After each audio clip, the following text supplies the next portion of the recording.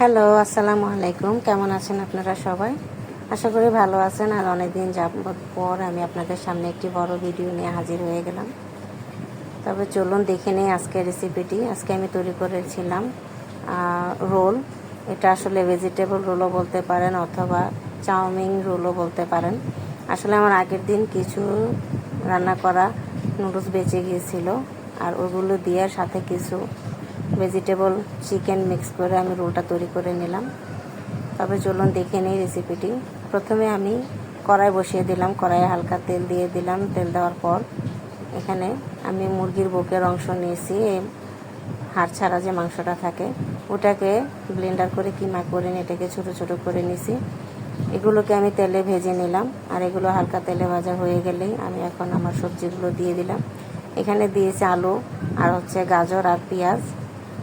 আপনারা আপনাদের পছন্দ মতন যে কোনো সবজি এখানে অ্যাড করতে পারেন।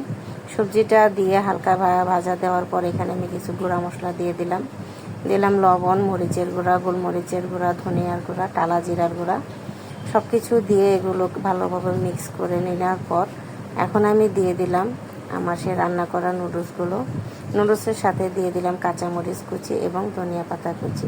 আর এগুলো সবগুলো একটু ভেজে শুকনো শুকনো করে ভাজা হয়ে গেলে আমি এগুলোকে এক পাশে রেখে দেব ঠান্ডা হওয়ার জন্য। অন্যদিকে একটা বাটিতে আমি এখন নিয়ে নিলাম আটা। আপনারা এখানে আটার পরিবর্তে ময়দাও নিতে পারেন, যেহেতু আটাটা সবার ঘরেই থাকে তাই আমি আজকে আপনাদেরকে আটা দিয়ে তৈরি করে দেখালাম। আটার মধ্যে প্রথমে দিয়ে দিলাম লবণ, তারপরে দিয়ে দিলাম চিনি এবং কিছুটা সয়াবিন তেল, আর এখন দিয়ে দিলাম কালো জিরা। এগুলো সব কিছু মিক্স করে এখন আমি অল্প অল্প পানি দিয়ে আটাটাকে মেখে নেব। আর আটাটা একেবারেই নরমও হবে না, আবার একবারে শক্ত হবে না, তবে ডোটা একটু শক্ত শক্তই হবে। এটাকে মেখে এক পাশে রেখে আলাদা একটা বাটিতে অল্প আটা নিয়ে আর পানি নিয়ে এটা একটা লিকুইড আমি আটার গোলা তৈরি করে নিলাম। আসলে রোলগুলো তৈরি করার সময় এটাকে আটকানোর জন্য এটা আসলে আঠা হিসেবে কাজ করবে। এগুলো রাখার পরে আমি এখন আবার আটাটাকে আমি ভালোভাবে আবারও মেখে নিলাম। মেখে এখান থেকে ছোট ছোট করে লেচি করে নিচ্ছি যেন আমার সবগুলো রুটি একই সাইজের হয়। আর লেচি কাটার পর এখান থেকে আমি একটা একটা করে নিয়ে বেলে নেব যতটুকু সম্ভব পাতলা করার জন্য। আপনারা দেখতে পাচ্ছেন এটা কি পরিমাণ পাতলা হয়েছে। এটা হাতে নেওয়ার পর আমার হাতটা কিন্তু বোঝা যাচ্ছে। আর এগুলোকে তাওয়ার মধ্যে এপাশ ওপাশ ছেঁকে জাস্ট কালারটা চেঞ্জ হওয়ার পরে আমি এগুলোকে নামিয়ে নেব। এভাবে আমি সবগুলো রুটি করে নেওয়ার পর এখন আমি রোল তৈরি করতে বসে যাব। অন্যদিকে আমার এই যে সবজিগুলো ভালোভাবে ঠান্ডা হয়ে গেছে। এখন রুটির উপরে নিয়ে আমি এগুলোকে পেঁচিয়ে রোল আকৃতি করে নেব। আপনারা দেখে বুঝে নিতে পারবেন। প্রথমে সবজির উপর দিয়ে তারপর রুটিটাকে এভাবে দুই পাশ দিয়ে আমি ভাঁজ দিয়ে নেব। দেওয়ার পর এভাবে মুড়িয়ে নিলেই আমার রোলটা তৈরি হয়ে যাবে। আর লাস্টে আটকানোর জন্য সেই আটার গোলাটা আমি আঙুল দিয়ে লাগিয়ে নিচ্ছি যেন এটা লেগে থাকে। আর আপনাদের যাদের ভয় আছে যে খুলে যেতে পারে তাদের জন্য আমি আবার অন্যভাবে দেখিয়ে দিচ্ছি। আপনারা প্রথমে আটার দলাটাকে চতুর্পাশে ভালোভাবে লাগিয়ে নেবেন যেন এটা ভালোভাবে সিল করা থাকে এবং কোনোভাবে না খুলে।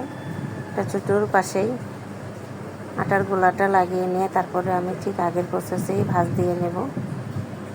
ভাঁজ দেওয়া হয়ে গেলে আমার রোলটা তৈরি হয়ে যাবে। আসলে এটাকে যেখান থেকে ফাঁকা ফাঁকা মনে হবে সেখানে আপনারা আটার গোলাটা লাগিয়ে দিবেন, তাহলে হয়ে যাবে।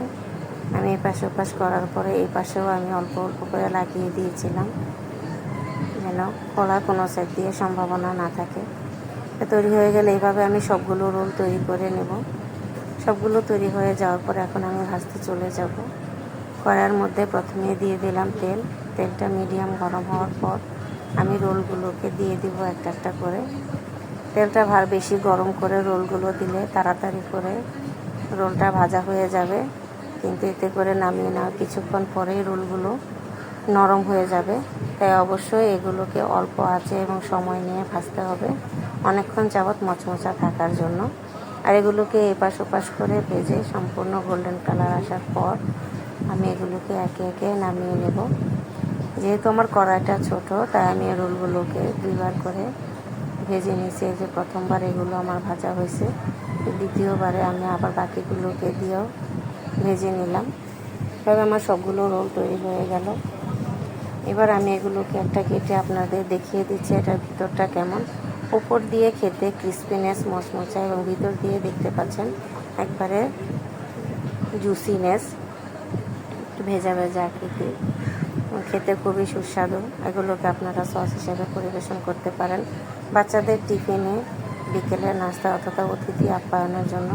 ধন্যবাদ সবাইকে আমার সম্পূর্ণ ভিডিওটি দেখার জন্য।